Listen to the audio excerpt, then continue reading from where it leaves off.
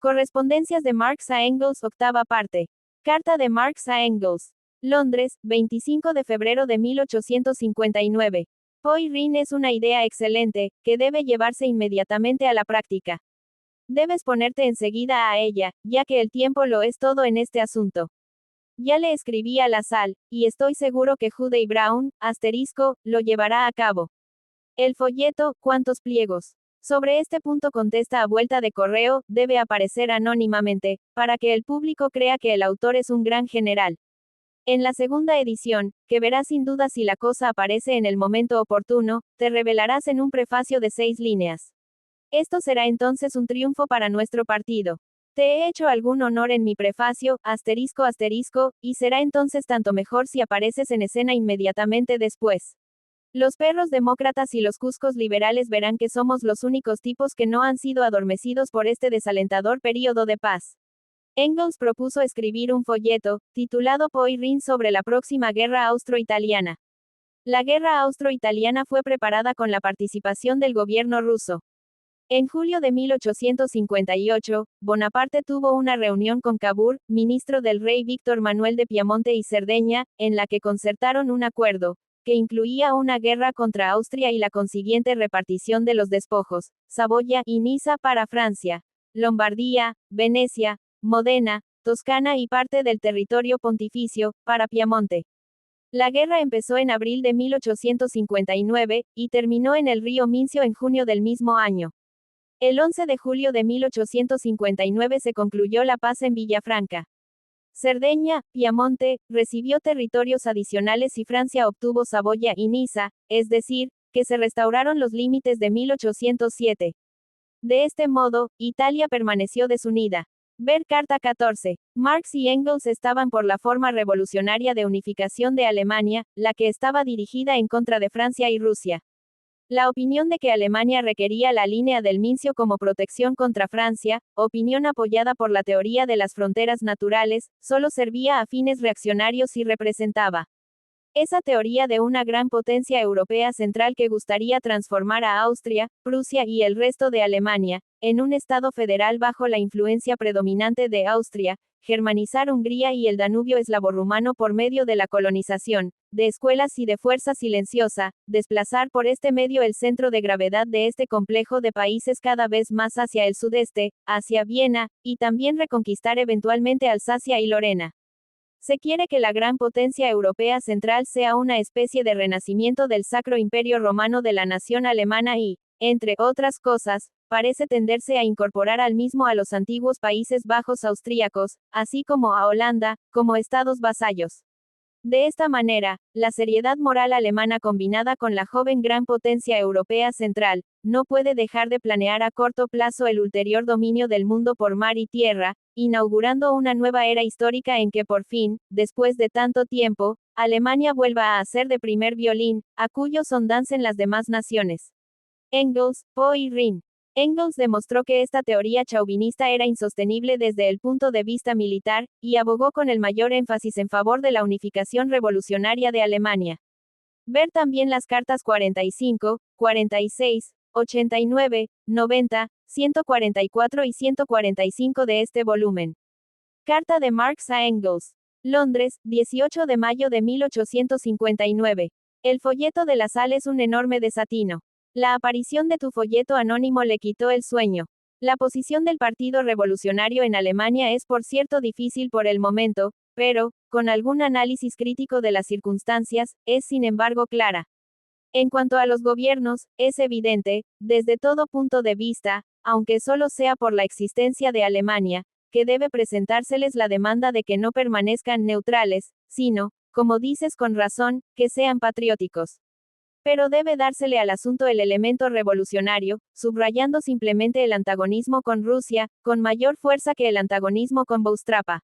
Esto es lo que la Sal debió haber hecho en respuesta a los chillidos antifranceses de la Neue Preußische Zeitung. Este es también el punto que, a medida que prosiga la guerra, conducirá en la práctica a los gobiernos alemanes a traicionar al imperio, y en que serán tomados del cuello. En cuanto a lo demás, si la Sal se toma la atribución de hablar en nombre del partido, en el futuro deberá hacerse a la idea de ser desautorizado públicamente por nosotros, pues la situación es demasiado importante para las consideraciones personales, o bien, en lugar de perseguir sus inspiraciones, mezcla de pasión y lógica, debe llegar previamente a un entendimiento con las opiniones sostenidas por otras personas. Debemos insistir ahora en absoluto sobre la disciplina del partido, o todo se irá al demonio. Los ESRES, noten, han obtenido una muy linda lección. Ese viejo asno weitlingeriano de Scherzer creyó que él podría nombrar a los representantes del partido. Cuando yo me encontré con una diputación de los Noten, me he negado a ingresar en asociación alguna, pero Lipnay Egg fue nombrado presidente de una de ellas, y el Lab Anders de la otra, les dije derechamente. No habíamos recibido nuestro nombramiento de representantes del Partido Proletario sino de nosotros mismos. Estaba, sin embargo, refrendado por el exclusivo y universal odio que nos consagran todos los partidos y fracciones del viejo mundo. Puedes imaginarte lo asustado que estaban esos tontos. El folleto de la sal se llamaba La Guerra Italiana y la Misión de Prusia. En este folleto presentó la demanda de que la política nacionalista de Bonaparte, en el sur, esto es, la incorporación de territorios italianos, debía ser contrarrestada por una política similar en el norte, es decir, por la anexión de Schleswig-Holstein. En consecuencia, en realidad se entregaba a Bismarck, porque en lugar de la demanda de Marx y Engels de la unificación revolucionaria de Alemania en contra de Francia y Rusia, presentaba una exigencia nacionalista de anexión que favorecía los intereses de Bismarck.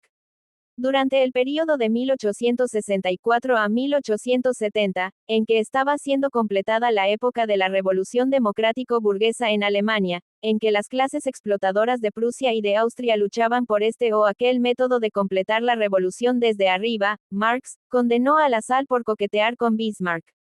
Marx insistió en la táctica revolucionaria, que no debía allanarse a adular al victorioso, al Junker prusiano, sino que mediante ella la lucha contra él se renovaría de inmediato sobre la propia base creada por los éxitos militares prusianos. Lenin, las enseñanzas de Karl Marx. Como medio de librar la lucha contra la reacción alemana, Marx y Engels ponían en primer plano la lucha contra Rusia, en aquella época, reserva de la reacción, atribuyéndole importancia decisiva. La punta contra Rusia era al mismo tiempo la punta contra la reacción en Prusia. Por ello, Marx y Engels seguían también con gran atención los acontecimientos internos en Rusia. Al final de su folleto, Saboya, Nisa y el Rin, escribía Engels. Mientras tanto hemos ganado un aliado en el ciervo ruso. La lucha que se ha desatado ahora en Rusia entre las clases dominantes y las dominadas de la población rural, ya está minando todo el sistema de la política exterior rusa. El sistema era posible solo mientras Rusia careciera de desarrollo político interno. Pero esos tiempos han pasado. El desarrollo industrial y agrícola que han promovido el gobierno y la aristocracia en todas las formas posibles, ha prosperado en un grado tal que ya no puede conciliarse con las condiciones sociales existentes. Su abolición es una necesidad por una parte, y una imposibilidad, a menos que sean cambiadas por la fuerza, por otra. Junto con la Rusia que existió desde Pedro el Grande hasta Nicolás, cae también la política exterior de esa Rusia. Parece como si le hubiera reservado a Alemania la tarea de convencerla a Rusia de este hecho, no solo con la pluma sino también con la espada. Carta de Marx a Engels. Londres, 13 de diciembre de 1859. En Rusia, el movimiento está avanzando con mayor rapidez que en todo el resto de Europa. La lucha por una constitución para un fin, de los nobles contra el zar y de los campesinos contra los nobles. Alejandro también ha descubierto por fin que los polacos no tendrán nada que hacer con su asimilación a una nacionalidad eslavo-rusa, y ha hecho gran alaraca.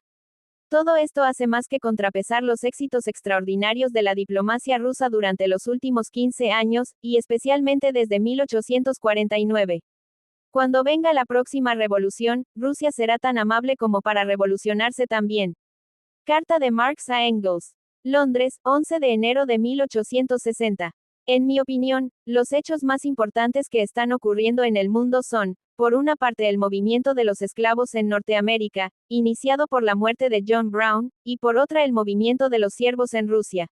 Habrás visto que la aristocracia rusa los ha arrojado directamente a la agitación en favor de una constitución, y que 2 o 3 miembros de las principales familias ya se han encaminado a Siberia. Al mismo tiempo, Alejandro ha empeorado las cosas con los campesinos con el último manifiesto, que declara en tantas palabras que el principio comunista debe cesar con la emancipación. Así pues, el movimiento social ha empezado en Occidente y en Oriente. Esto, agregado al derrumbe en perspectiva en la Europa central, será grandioso. Brown, John, 1800 a 1859, revolucionario norteamericano contrario a la esclavitud. Comandante de tropas guerrilleras contra los propietarios de esclavos de Kansas, 1854 a 1858. Trató de formar un ejército de esclavos evadidos. El 16 de octubre de 1859 tomó el arsenal de Harper's Ferry por un audaz ataque y quiso armar a los esclavos de la vecindad, pero no logró apoyo alguno. El 18 de octubre de 1859 las tropas del gobierno recapturaron el arsenal. Fue ejecutado el 2 de diciembre de 1859. Carta de Marx a Engels. Londres, 27 de febrero de 1861. Agente de Colonia ha hecho un lindo lío con mi biblioteca. Todo Fourier ha sido robado, idem Goethe, idem Herder, idem Voltaire y, lo que más me apena, los Economistes du 18 siècle, bastante nuevo, me costó cerca de 500 francos, así como muchos volúmenes de los clásicos griegos y muchos volúmenes únicos de otras obras. Si voy a Colonia tendré algo que decirle acerca de esto al señor. Unión Nacional Burgers, asterisco, idem la fenomenología y la lógica de Hegel. Por distracción, de noche he estado leyendo a piano sobre las guerras civiles de Roma, en el texto griego original. Es un libro muy valioso. El hombre es egipcio de nacimiento. Schlosser dice que no tiene alma, probablemente porque va a la raíz de la base material de esas guerras civiles. Espartaco se revela como el hombre más espléndido de toda la historia antigua. Gran general, no como Garibaldi, noble carácter, verdadero representante del proletariado antiguo. Pompeyo, una cabal porquería. Logró su inmerecida fama haciéndose pasar por acreedor, primero de los éxitos de Lúpulo, contra Mitrídates, después de los de Sertorio, España, etc. Como joven amigo de Cita, etc. Como general, era el Odilon Barrot romano. Tan pronto como tuvo que mostrar de qué estaba hecho, al pelear contra César, evidenció ser un miserable inútil. César cometió los errores militares más grandes posibles, deliberadamente loco, a fin de enfurecer al filisteo que se le oponía. Un general romano común, por ejemplo Craso, lo hubiera derrotado 6 veces durante el combate de Epiro.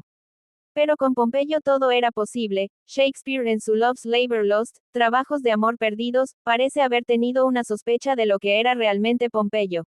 Marx había tratado la misma cuestión en su carta del 8 de marzo de 1855. Hace poco recorrí nuevamente la historia romana, antigua, hasta la época de Augusto. La historia interna se resuelve simplemente en la lucha de la pequeña contra la gran propiedad de la tierra, específicamente modificada, desde luego, por las condiciones esclavistas. Las relaciones de deuda, que desempeñan un papel tan importante desde el mismo comienzo de la historia romana, figuran meramente como consecuencia inevitable de la pequeña propiedad territorial. Carta de Marx a Engels. Londres, 7 de mayo de 1861. Lassalle, deslumbrado por la reputación que ha logrado en ciertos círculos cultos por su Heráclito, y en ciertos círculos de sablistas por su buen vino y cocina, naturalmente no se da cuenta de que está desacreditado entre el gran público. Después está su insistencia en tener siempre razón, su fija adhesión a la concepción especulativa. El mozo sueña incluso en escribir una nueva filosofía hegeliana elevada a la segunda potencia, su infección del viejo liberalismo francés, su estilo ampuloso, su pretensión, su falta de tacto, etc. Lassalle podría servir como director de periódico, bajo una estrecha disciplina. De lo contrario solo traería descrédito. Pero has visto que la gran amistad que me mostró que hizo muy difícil arremeter contra esto en tantas palabras. Por eso permanecí del todo impreciso, diciendo que nada podría decidir sin previa discusión contigo y con Lupus, Wilhelm Wolff. Lassalle le había puesto a Marx, quien había sido su huésped en Berlín, la publicación de un diario dirigido por él, Marx y Engels. El voto de Lassalle debía contarse como equivalente al voto conjunto de Marx y Engels.